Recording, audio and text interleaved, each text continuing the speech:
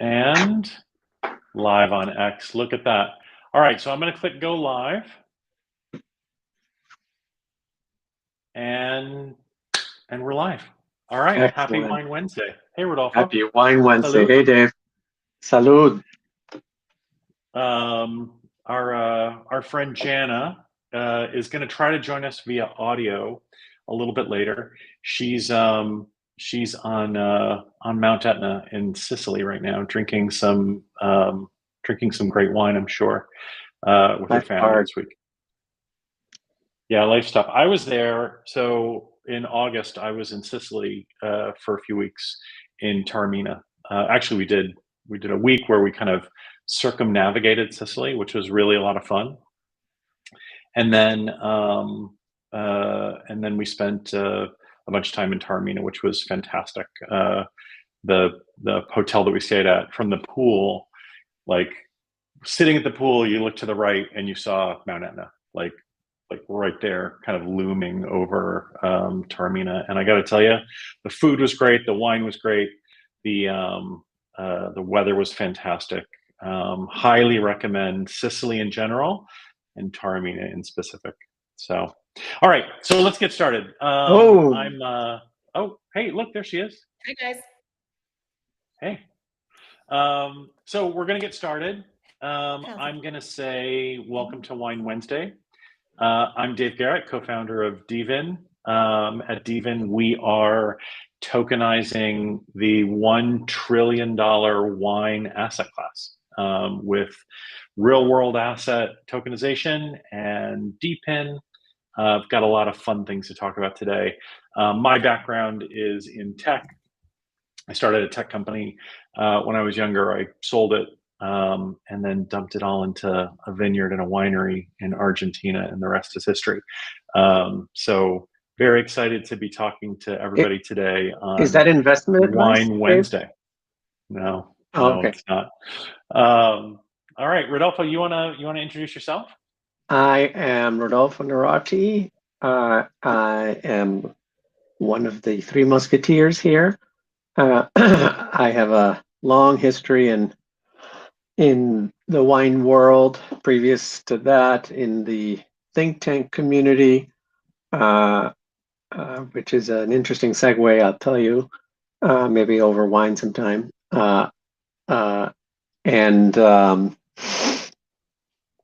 Yeah, that's me. Jana? Nice. Can you guys see me and hear me okay? I know I'm coming from Sicily today. How's my connection? Yeah. Yeah? Yeah, not bad. Not bad at all. Pretty good. Nailed it. All right. Well, hi guys. I am Jana Kryline, another one of the three musketeers, one of the founders of dVIN Labs. My background is very much in wine. I have my WSET diploma, wrote my thesis on winemaking and climate change. And I've got a lot of experience doing wine communication for some of the biggest brands in the industry, a lot of names that you would have known. So my past involves doing all kinds of fun things like traveling the world and tasting and talking about wines. You know, someone's got to do it. And that led me into all kinds of things like television and tourism opportunities. And more recently, I say recently, and I suppose we're really talking about 4 years now, I've kind of gone down the blockchain rabbit hole and helped build dVIN Labs. So welcome, guys. All right. Well, today is a fun and auspicious day. This is, this happens more often than you would think. Weirdly, like maybe that's trading advice. Although, we don't give trading advice. But what I would tell you that's kind of interesting is on more than one occasion, we've been live on Wine Wednesday while Bitcoin is mooning at an all-time high.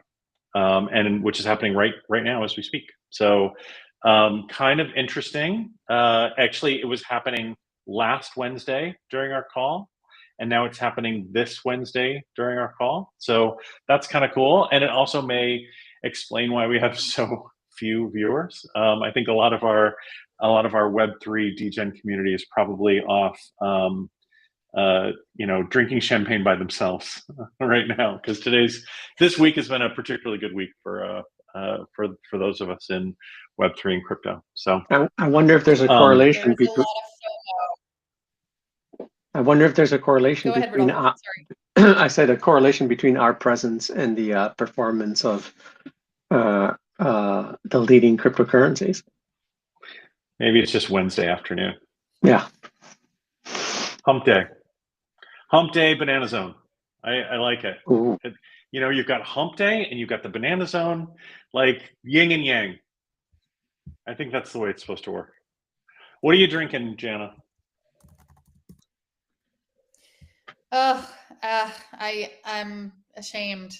I'm ashamed to tell. I don't know, actually, first of all, but I will tell you that it's not good. So we arrived in Sicily. That's a great start. I know. We arrived in Sicily this morning, and the fridge was already full of wine when I got here, which means that I have failed the family by showing up after the grocery shopping happened. Or the wine shopping, No. the important supplies. So, but I've been kind of working at my desk here in the corner of the house, and it might get a little rowdy in the background because they're all in the kitchen. There's like 16 of us, of my husband's family. And they're all playing some game and getting very rowdy, and they keep I think they feel sorry for me that I'm working. They don't know that my job is fun. They kind of keep coming around the corner with glasses of wine with a lot of ice cubes and, things of chips, but I'm pretty much just drinking acidity. There's not a lot more to it. So I'm going to have to correct that. As soon as this call is over, I'm going to correct the wine situation. Get some Norello Mascalese here. Like we're at the game. Well, I sent you some names so you can go stock up. Yeah, and I know. I mean, I've been to Sicily before. I know. I know a few.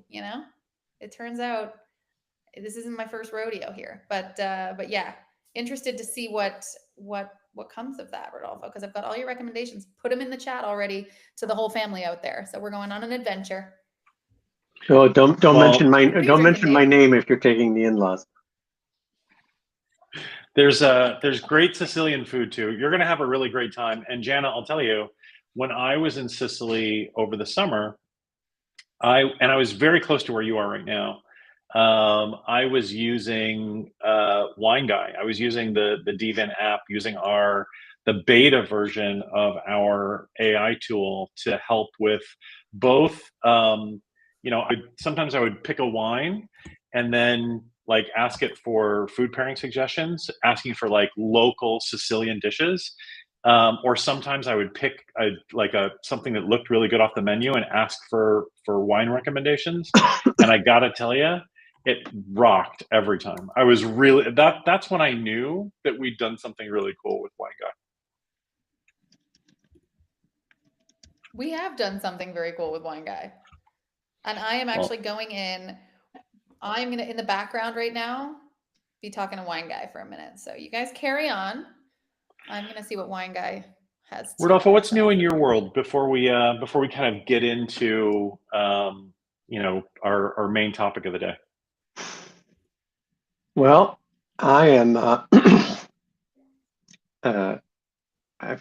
don't know what to call it at this point. Elbow deep, neck deep, very deep. In kicking tires on wrecked wine, and it's looking pretty good, I have to say. Very excited to be making progress on that and getting closer to making that a reality for a lot of folks. For those of you who don't know what wrecked wine is, when we launched VinCoin back in September in Singapore, we wanted to make sure that we had a place where people could spend their VinCoin, right? Because it's really going to be, it's going to take us a little bit of time, like almost all DePIN or RWA projects.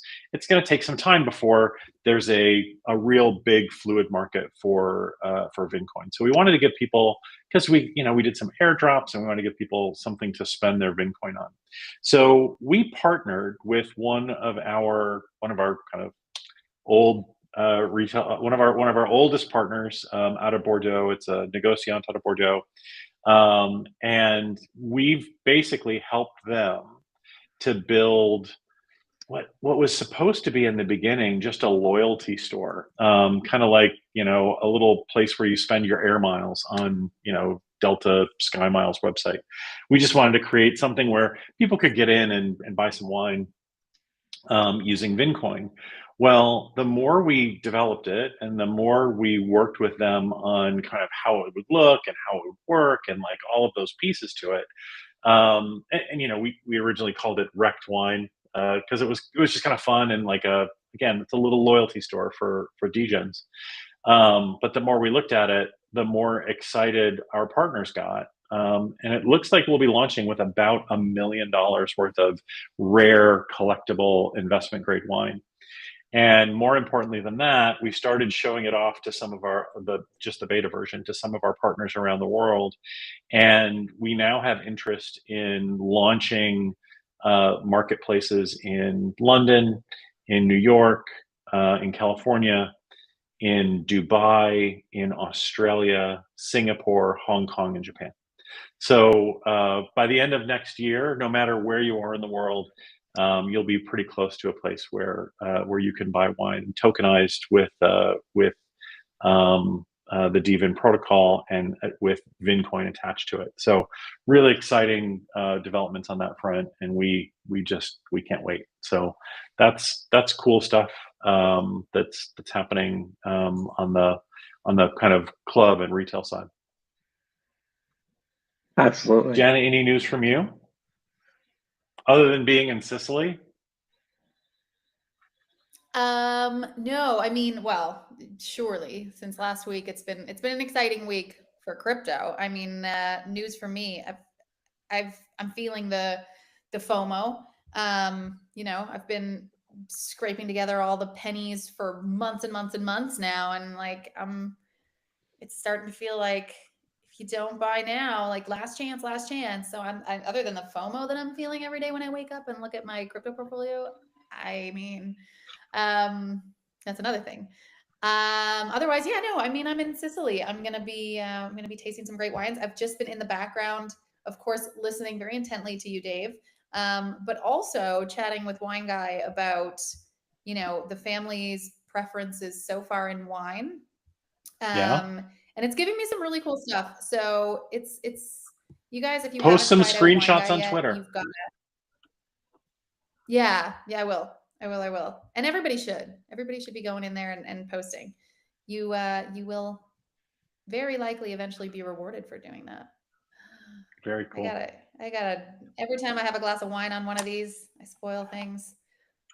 But no big news for me. We got a few exciting events coming up in December. So working away on those and all kinds of stuff in the background, but yeah. Lots of fun stuff happening. Nothing to So yet. one of the things, what I wanted to talk about today, since we have a little bit of time and we've got some people listening, I'm looking for a little bit of feedback. Over the course of the last, the last couple of months since we got back from Singapore, I've been spending a lot of my time talking to investors, advisors, close partners, and charting our path forward, right? Like we have and I've talked about this before, but we really have a three-pronged strategy. At dVIN, if you're new, our long-term goal is to tokenize the entire industry, right? The wine industry is very, very big, billions and billions of bottles a year. It's about $1 trillion asset class, meaning that at any given time there's about $1 trillion worth of wine in the world. And we, our goal is we're rapacious. We want to tokenize every single bottle out there. And so we've been putting together, kind of our three-pronged plan. One prong that a lot of you know about, because if you participated in the seller challenge, or if you've been listening to us talking about our AI platform that we built, is with consumers. Working with consumers, working with our app, letting people tokenize bottles from home. Stake Vincoin, tokenize bottles from home, bring friends and family onto the platform, tokenize their home sellers. Like, really, and for us, that's really cool because we get great data. For consumers, it's really fun because they get not only to use a fun, cool system where the AI can learn about their wine tastes, and they can bring their friends on board. And they can now have a wine journal, or a digital cellar of all the wines they own, and then like kind of a wine journey page with tasting tokens for all of the great wines they've tasted and all the great wines that they've shared with friends and family. So like, there's a bunch of cool stuff there, and that's kind of one angle that we think is really interesting, and we'll get kind of some of the early adopters on board. And then a lot of times we talk about our long-term strategy, which is working directly with the winemakers, tokenizing bottles as they're produced, which again, that's kind of the long-term, that's the best strategy, right? That way you're actually tracking the bottles all the way from the winery to the consumer, from grape to glass, as we say. That's kind of our DePIN strategy. That's our business intelligence strategy. And in the long term, it's really important, and we think that's our kind of our key strategy. But we also know it's going to take a long time. Not only it's going to take a long time because there are so many winemakers. The industry is very decentralized. There's 30,000 independent winemakers, and even working with Deloitte and our other partners, it's going to take us a long time to get to all of them. And then we also know that wine, it's going to take a long time before that wine actually gets consumed, right? If you're talking about luxury wine, it's typically aged for about 4 years on average before it's consumed. This is like your $30-$40 wine. Investment grade wine, it's 15 years before it's consumed. But for luxury wine, it's 3 or 4 years. So if the wineries are tokenizing wine at the winery, then it's going to be 4 years before those bottles are opened. So it's a long time before there's activity and engagement. So we really need to kind of, I talk about it like a horseshoe, right? You've got the consumers and you've got the wineries, and we're doing both sides of that. That said, kind of the more we've been talking to partners, the more we think about the middle of the horseshoe, the middlemen. How do we work with middlemen? And there's lots of benefits that we can offer middlemen. Middlemen being everything from high-end retailers, auction houses, bonded warehouses, wine funds, anywhere where they've got lots and lots of wine, right? Lots and lots of luxury or lots of investment grade wine, where we can just go in and tokenize everything. And using this AI tool that we have, it's really easy. Like, we can have a merchant, or a bonded warehouse could give us a list of 1 million bottles, and we could tokenize it all overnight in a CSV file. It's really, really simple to do, because we've built that agent. So we've been kind of thinking a little bit about that middle strategy, and thinking, okay, like, what's a good critical mass for us? And a lot of times we talk about $100 million. If we can tokenize $100 million worth of wine in 2025, that gets us to critical mass. So one of the things that I've been spending a lot of my time on in the last couple of months is finding those partners, finding those bonded warehouses, wine investment funds, high-end retailers, auction houses, and talking to them about tokenizing wine that they have in their warehouses. Even some individual collectors, super high-end, lots and lots of wine individual collectors. And the more I have those conversations, we look at, okay, what do they get out of it, right? So one of the things they get out of it is Vincoin, right? Vincoin would be attached to all of those bottles, which makes all the bottles worth a little bit more, right? Worth the value of the Vincoin more. So that's kind of a really good incentive for people to tokenize their bottles.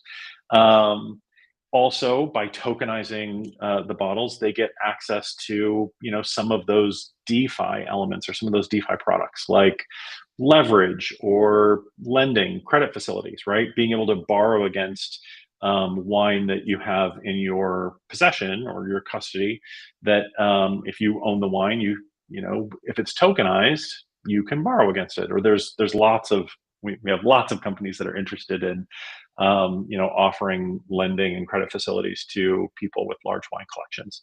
So that's kind of a cool thing that you can get as well. We've been looking at different staking opportunities. We've been looking at lots of things. But what we started hearing a lot over the last few months is once all those bottles are tokenized, and if you have $100 million worth of especially investment grade wine that's tokenized and it's all on the same protocol, you start getting a bunch of other really interesting things as well. You start getting universal price transparency, right? So now you're able to see prices no matter where the bottle is. You can see apples to apples price comparisons and price transparency. So that's kind of neat. That doesn't exist today. You can also see, liquidity, the levels of liquidity in the marketplace, how fast bottles are selling, different bottles or different from different producers or from different labels or different vintages. Seeing how fast they're selling, seeing how much liquidity there is in the market, also makes it pretty interesting from an investment standpoint. People wanting to invest in wine. And then the last thing is by tokenizing it, it makes it a lot easier to trade the bottles, right? The bottles can stay in the bonded warehouse or stay at the wine investment fund or stay at the auction house, but can change hands very easily and very quickly. So people can get in and out of wine investments pretty easily.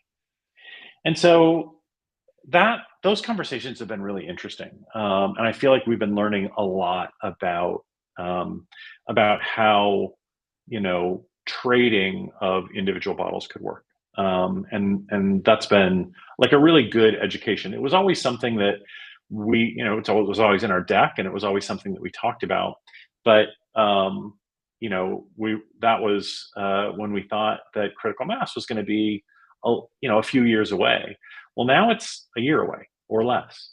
And the more we've been talking about it, we've had partners come to us and say, hey, if you can get to 50 or $100 million in wine that's tokenized, that'll give us an opportunity to build an exchange, to build a place where it's very easy for everything from everyone from retail consumers to typical wine collectors to institutions like hedge funds or family offices, venture capital funds, private equity, lots of different ways for those institutions to be able to invest in wine in a way that they haven't been able to before. I found that to be really interesting. And so we've started to have a number of conversations over the course of the last month about this. When you look at kind of the last 5 years, there's been a lot of kind of interesting trends, a lot of interesting things that have happened over the last 5 years. But one of them has been more and more access to more trading, to more trading platforms and new trading and new asset classes. So if you think back to like 2020, 2021, it was all about NFTs, right? OpenSea, Rarible, like lots and lots of trading of NFTs, which was interesting and created a whole new asset class for those 2 years. That was a really interesting time.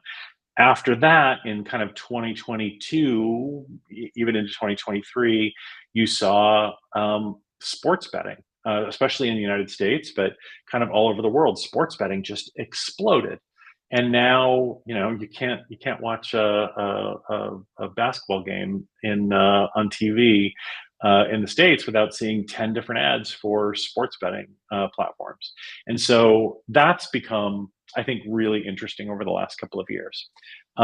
After that, the last 2 years, everybody knows meme coins have been a pretty interesting way for people to, invest or gamble or bet, a way for them to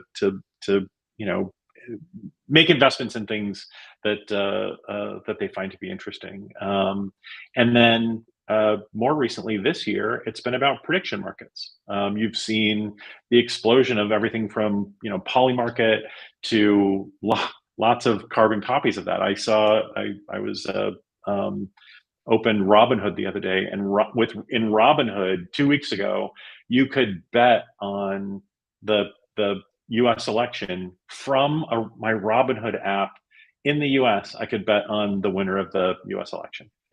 So, that's just been the last 5 years. Lots and lots of liquidity has poured into these sort of alternative, I don't know if you can call them investments, but alternative, whether it's an investment or a bet or a gamble, or these platforms for people to try to invest, gamble, bet. I don't know the right word to use, but for people to be able to play with their money. And the more feedback that we're getting from potential partners is that wine could be a really interesting asset class for that type of investor. And let's talk about that for a second, because if you think about younger investors, like why have all of these platforms exploded over the last 5 years? Well, when you think about Gen Z, and younger, really, people that are looking to find investment opportunities. You look at kind of my generation, we just always invested in real estate and the stock market. Like that was really simple. And like my parents did the same, and their parents did the same, and their parents did the same. But the next generation, I think, really feels, and because it's true, like they're priced out of real estate. And that's everywhere in the world. That's not just in the US. In the US, in Europe, in Asia, priced out of real estate. They feel like the stock market, if you look at like GameStop, right? So meme stocks, this is kind of what kicked everything off back in like, 2019 and 2020, was meme stocks. So like, they feel like, and if you've been following that at all, most younger, or a lot of younger investors feel like the stock market's rigged. I don't know if you just saw the other day, there was just some news this morning that the CEO of BlackRock was getting Bureau of Labor statistics early, like up to 2 hours before the regular market was getting it, which allowed them to do big bets. So, they've got everything from, inside information to high frequency trading, like all of these ways where these big players can take all the money from the stock market or the bond market. So they kind of feel, I think most younger investors feel like the stock market's rigged, and it's not something that they want to invest in. So when they look at things that they do want to invest in, it's things that, that have, are smaller, new, things where they can get asymmetric information, right? They can have information that not everybody has, or information before the big players. Places where they can do things that are experiential, invest with their friends, get on, whether they're in Telegram groups or on Twitter or on in Discord or wherever they get together, and like invest in things as in groups, which are kind of interesting. And so wine kind of has a lot of those elements, right? Can be experiential. It's certainly a place where, the big players can't come in and rig the market, or at least they can't do that yet. There's a place where, individual investors can have asymmetric information. They can learn about particular winemakers or particular regions or particular vintages, and make investments based on their own research and their own data that maybe nobody else has. So I think that there's a really interesting opportunity to create a way for younger investors, younger retail investors, to be able to access investment grade wine using Yeah, and platforms it makes that it are built so on much, top of dVIN protocol. it just makes it so much more social and gamified, and like it just brings a new life to it. I think one of the things, Dave, that you mentioned earlier in the week that I thought was really funny is the drink your losses idea. Like this, Sure. there's just it's a lot of fun, the idea of this. I mean, gambling and wine. Okay, let's be careful here with how we pitch that. But no, I think it's fun. I am very excited about this option. So Well, it's something that we've been let's do playing it. with and we've been talking about. I'd love to get feedback from anyone that's listening today, whether, in the chat, if you've got questions, or, if you want to reach out to and DM us. But we'd really we're going to start surfacing this idea, getting some feedback, hearing what people have to say, because we think that there's an interesting opportunity there. The other piece, if you can, and we think that on top of dVIN protocol, many trading exchanges could be launched. Exchanges that might be hosted by a bonded warehouse, or might be hosted by an auction house, or might be hosted by a company like OpenSea, or someone that just wants to build a naked exchange. I think there's lots of different ways to do that, and you could do it. Launch exchanges in the US and in Europe and in Asia, catering to specific markets. The one interesting thing about it is it's very unlikely to be regulated, or to be heavily regulated. And the reason for that is wine, it's an existing asset, right? Unlike stocks or NFTs, or certain NFT collections, or bonds, or sporting teams, or certainly prediction markets. There's no future performance, right? You're not counting on a company to perform well for the stock to go up, or you're not counting on a certain thing to happen, or a sports team to perform well. The bottle has already been made. Like, nothing's going to change that bottle. So it's really just a commodity that can trade. And actually, for a lot of wines, if the less wine that's made in the future, if the winery goes out of business, or if there's a terrible hailstorm, or something bad happens, that wine actually goes up in value. So it works different. It works very, very differently from any of these more regulated investment assets. So we think that creates a really interesting opportunity to bring in a lot of liquidity from the side. One of the things that I've said at these conferences all the time is, like, if you had $100,000 to invest in stocks, or bonds, or gold, or meme coins, or prediction markets, or the Cowboys, you could do it in 15 minutes on your phone. But if you wanted to invest $100,000 in wine, you probably wouldn't be able to do it. There just isn't that marketplace. There isn't that trading exchange. It's very exclusive. It's really, you kind of need to know the right people. And even if you did know the right people, you don't really have access to the data to make good decisions. So by tokenizing the wine, it creates the data and creates the access. And what's kind of interesting about that is, individual investors are lacking access. So by providing access, I think you get a lot of liquidity from the sidelines. People that love wine, people that are looking for alternative assets to kind of come in and invest in wine. That brings kind of liquidity onto the platform, right? But if you're looking at institutions, the reason that institutions can't invest in wine as an asset is it doesn't fit within their mandate, right? They can't look at historical price data. It doesn't have price transparency. And more importantly, it doesn't have liquidity. They don't, like, you can't, if you're you're a hedge fund or private equity, you don't want to invest in something that you can't get out of, right? That's why it's harder to invest in real estate. It's hard to invest in lots of things if you're a hedge fund. Well, if there's lots of liquidity, then it's a lot easier for a hedge fund to park, some amount of money into this alternative asset class that has not only performed better than gold way better than gold over the last 30 years, but has had less volatility.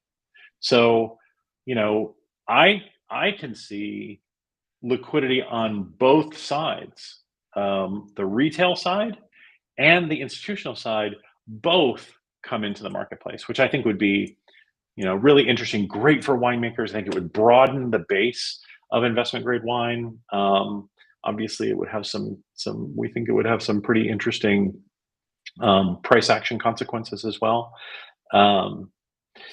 Anyway, that's the little chat for today. You guys have any thoughts about that?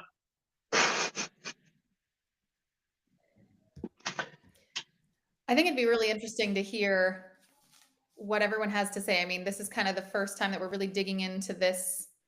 We've always talked about the 3 prongs. It's the first time we're really digging into this. So hearing, what everybody thinks about it, feel free, DM us, put your questions in the chat.